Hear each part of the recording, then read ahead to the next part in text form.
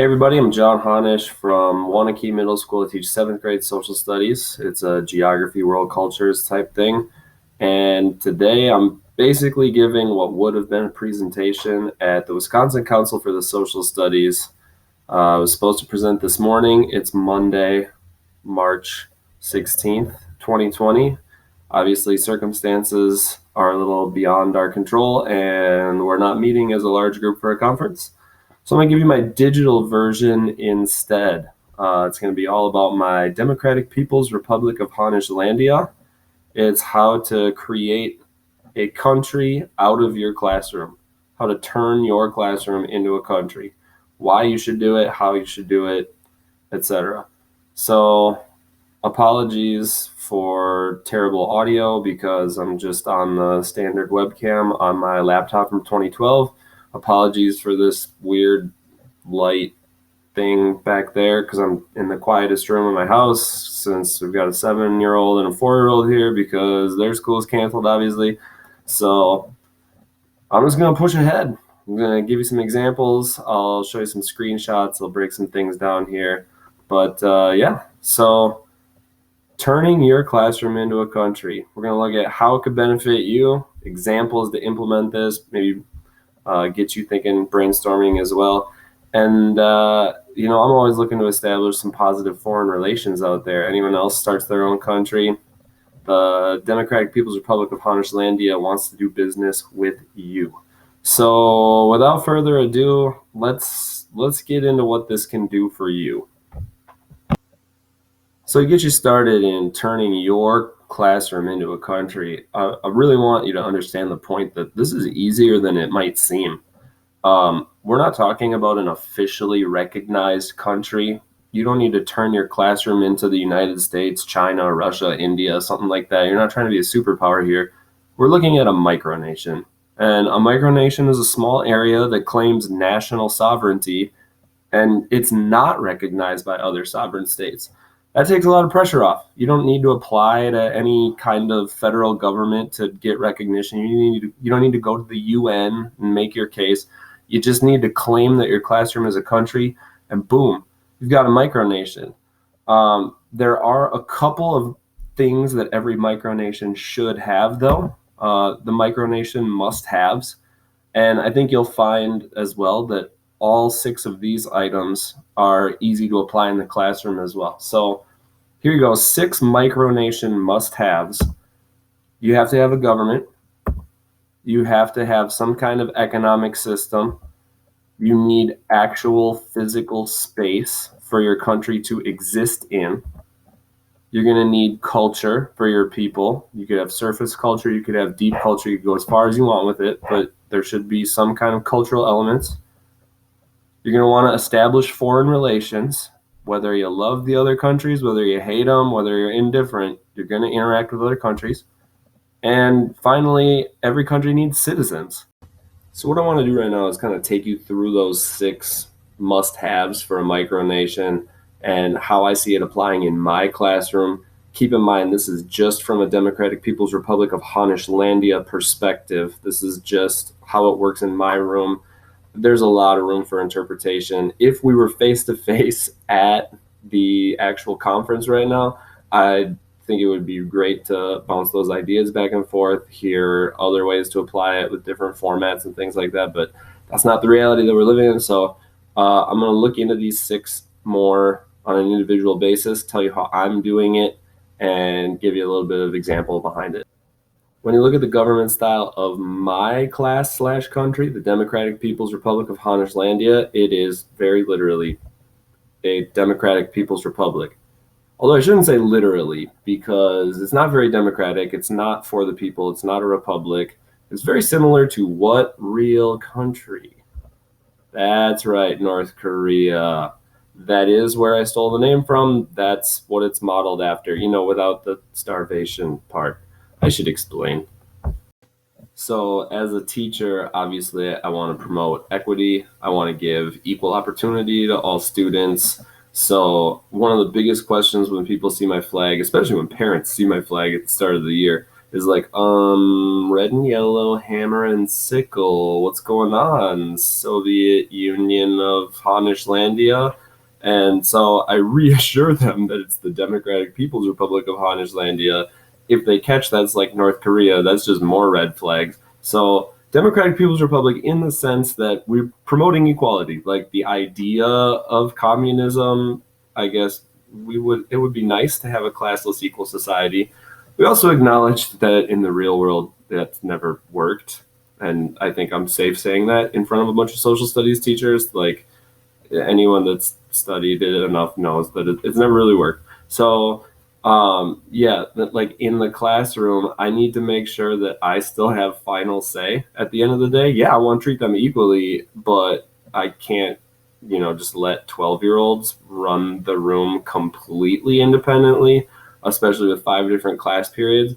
Now, that's not to say that I'm opposed to seeing what that would be like. It's just not a risk I'm ready to take. So anyone out there running a true republic or a true democracy, I'd love to hear how it works for you.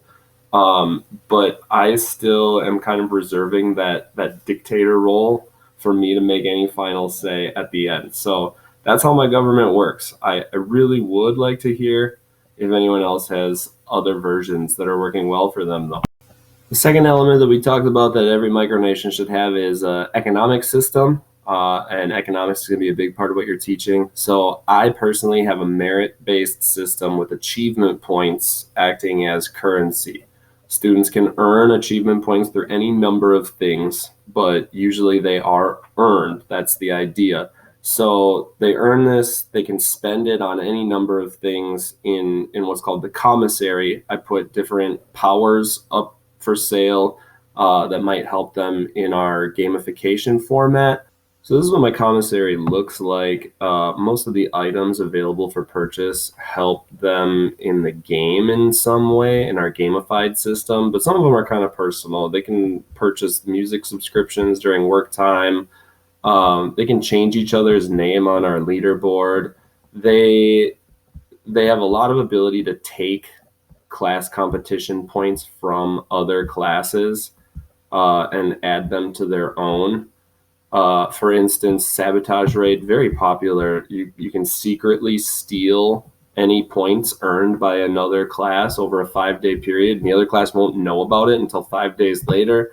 All kinds of things that they can purchase. I mean, you can see Double Bubble here. 300 achievement points for a piece of Double Bubble. And I have kids right now that have earned, 4,000 or 5,000 achievement points over the course of the year, and they've spent it all on Double Bubble. When you could be spending it to help your class steal points from another class, it kind of makes people around them mad that they're, so irresponsible with their money. But at the end of the day, it's also kind of capitalism is their personal choice. It's teaching them, hey, this is how much money you have available, and these are all the ways you can spend it. And they are the consumer. They're the ones that are having to make those choices. So it's been a great economics lesson, a great personal finance lesson. Pay no attention. Well, I do think that the currency notes on the left-hand side of the screen there are cool, but that's just a student that got bored and went on Pixlr and started putting my face on the $100 bill, and Mrs. Loftus, our math teacher, on what is now a 500 euro note, apparently. So yeah, you can make cool paper money. I just keep track of it digitally. The third micronation must-have is a physical location, actual geography, a location on Earth. Your classroom is ready-made for that. You have a physical space to work with. So I treat our walls as the borders. I took it one step further and I put it on Google Earth. I took pictures, put it in a 360 view, and uploaded a point in our school. I'll show you what that looks like. So this is Waunakee, Wisconsin, home of Waunakee Community Middle School. You can zoom in on that. Notice here's the middle school. I'm going to take my little guy here. When I go, see this little blue dot right here, drop him in there, and all of a sudden, welcome to the DPRH. We've got the 360 view. It is officially on Google Earth. This is from Open House Night, I believe. Welcome to the Democratic People's Republic of Honishlandia, folks. There it is. Still learning with the camera work and stuff, but hey, we have a physical space. We are on Google Earth with our flag and everything. Our fourth micronation must-have is all about the kids, I would say, and its culture. It's pretty typical that anytime you're early in the year, you want to establish a classroom culture. But one thing that we do, since our classroom is kind of its own nation, is we've built a unique culture for that country. Some of it's ridiculous stuff that's like my own personal preference. For instance, Founders Day is a holiday in the DPRH. All our holidays are called holidays because my name is John Honish, and it just like very self-glorifying since I'm a dictator and stuff. So Founders Day is March 14th. That's my birthday. We actually ratified a constitution. Kids signed it on March 11th of 2019. So March 11th is Constitution Day. March 14th is Founders Day, and that's part of what we call Patriot Week now because we got two holidays in one. And we celebrate by wearing red and yellow. We eat pie because it's Pie Day on March 14th. Also, pie is delicious. So it's, building a little bit of unique community based off of that stuff. We have an official sport, Honish's Hoops Hysteria, which is basically just like born out of a review game from my Nerf hoop. So just all these little things that you do in your class, you just kind of amp it up and turn it into a legitimate holiday or turn it into something, that's patriotic all of a sudden, and you've got actual culture. The fifth must-have of any micronation is foreign relations. How are you going to deal with the countries around you? In a world cultures and geography class, we have sort of this backstory, I guess, where we're sort of running this tiny little military trying to gain legitimacy for our country, and our units are called campaigns, where we're gaining intel about all these other regions of the world to try and improve our standing and try and improve our relationships, figure out maybe who we want to work with, who our allies are, who our enemies are, figure out what kind of other countries are out there. Once other classrooms get into the mix, it gets really interesting though. Last year was my first year in Wanakee. It was also the first year for one of my coworkers, Emily Meyer, and I brought this DPRH idea from my previous school. So I hit the ground running and she was kind of intrigued by it. This year, all of a sudden, she's got the Federated States of Ireland. And so they've got their own flag, they've got their own culture that they're building, they've got, their own government system, and the Federated States are based on each class period. And so it's kind of interesting. A little mini rivalry has brewed there. And, sometimes we compete in different activities and stuff like that. We just had kind of a quizzes tournament where all the kids were kind of, pushing their own national pride against each other and stuff like that. So the alliances with other classrooms and rivalries with other classrooms can get really interesting when you have multiple micronations springing up as well. And then finally, the sixth one is really focused on the students, and that's citizenship. And I think one big goal of teaching in general is sort of this idea that we should be teaching the whole child. What does that look like beyond academics? Well, especially in social studies, I think we want to create good citizens, both for their own country and for the world. This is kind of a different angle. They're acting as a citizen in a totally different country, but a lot of the lessons are the same. So they all have an active role in our, what I call SEBI Nation Army, and they, in our gamification platform, are constantly achieving new ranks. They are in smaller groups called squadrons. And like I said before, all our units of study are called campaigns. So there's this whole military backstory. We've got economic decision making, kind of touched on that before. A couple of things we did not talk about though: human migration and discussion of borders. So one thing I've always struggled with is sort of a hall pass system. At my old school, they had spots in the back of the assignment notebook where we would sign it, write the timeout, stuff like that. And the kids always said I was the only one that made them fill it out. So then I kind of got lax on it, and it was like, all right, you need to go to the bathroom, just go. And then all of a sudden, it seemed like other teachers were going, oh, why are all Honish's kids out in the hall all the time? So that wasn't working. Came to Wanakee, started with the genius idea that I have these achievement points and I should maybe make them spend those achievement points to leave the room because that's super equitable and fair. Yeah, I see the error in my ways. I stopped doing that. This year, what I tried is the passport. This is the official passport of the Democratic People's Republic of Honishlandia.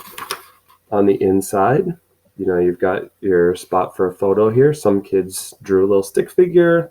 Some kids put their school photo in there. And then you got these visas over here, bathroom, locker, and I had these little stamps that would go in there as well. I'm not going to lie, I've kind of abandoned this. It needs to be tweaked. I really, really believe in the idea. So if someone out there has a way to make it work, I'd love to talk to you about it and collaborate. But the whole idea of you're in this country, you want to leave. Once you're in the hallway, you're in the United States. What do you need when you go from one country to another? You need a passport. And I would basically be acting like I was at customs and, stamp them when they came back in or went out. And, they went through the door, which is really our one border checkpoint.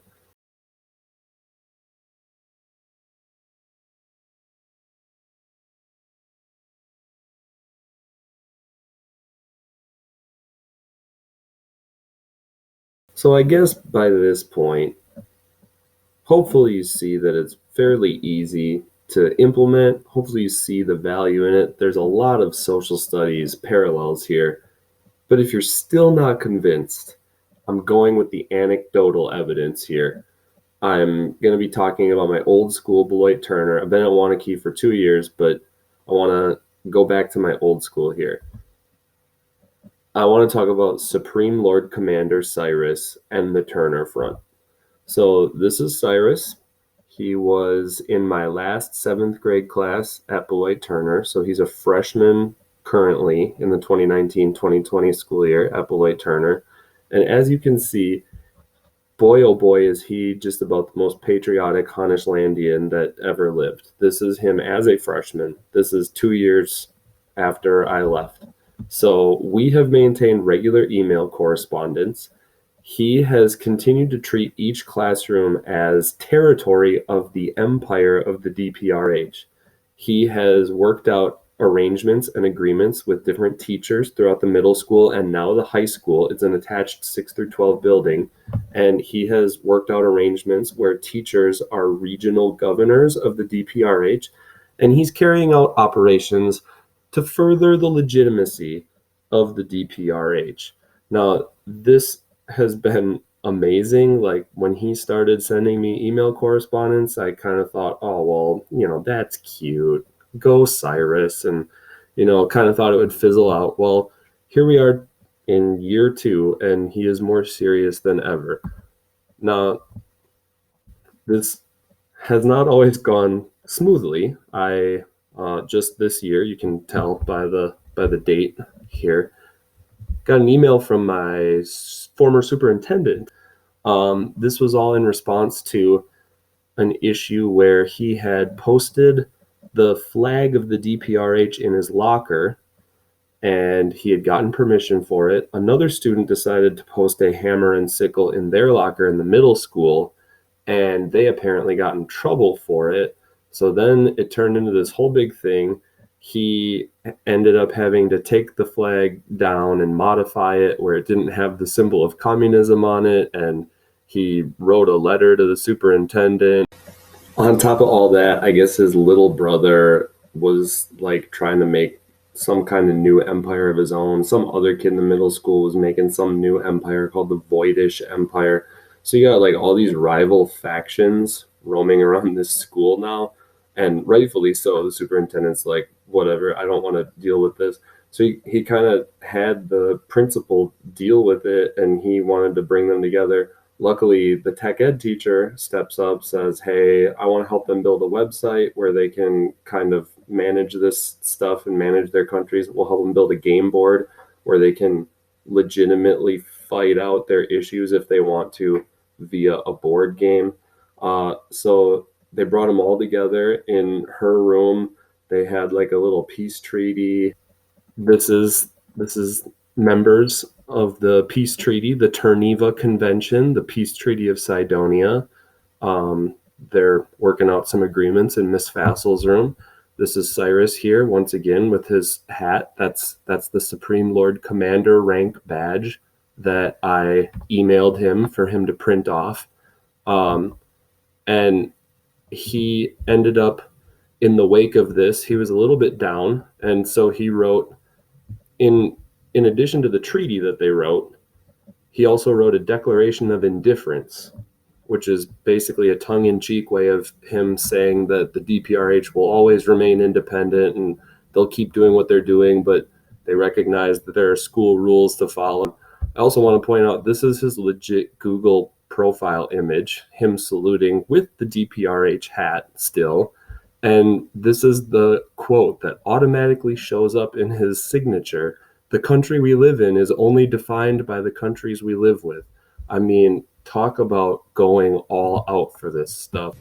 So before we wrap this up, I'm really looking for your help too. I mean, if you have other ways, again, this would have been so much better face to face. We could have had an actual discussion about it, but still, I'll give you some contact information at the end of this. If you want to add comments or reach out, that'd be great. But what other ways could you see this type of thing applying? I mean, obviously, I get kind of narrow-minded and focused in with my very specialized track with the whole aspect of the military background, and with it being a democratic people's republic and taking on more of sort of like the communist dictator type role. But how do you see this working with different government styles? Maybe you've done this type of thing before. What kind of gems do you have to offer?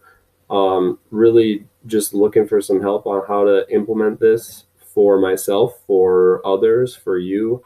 So yeah, there's a lot of different directions you could go. Love to collaborate about it. So that's my plea. If you have access to this presentation, which Chuck will have this and it should be available through the conference. If you're seeing this video through WCSS, you should have access to all these links. Otherwise, please just reach out. I'd love to share with you. So you can find me on Twitter. You can find me on Instagram. You can email me directly. I'd love to promote some foreign relations. If you got your own country going, if you're going to make your own micronation, or if you've already got one going, I would love to form an alliance or a friendly rivalry, whatever you're looking for. I'm open to it. So just reach out. I'd love to get collaborating on this. Otherwise, as we say in the DPRH, for the glory of the fatherland. Whoopsh.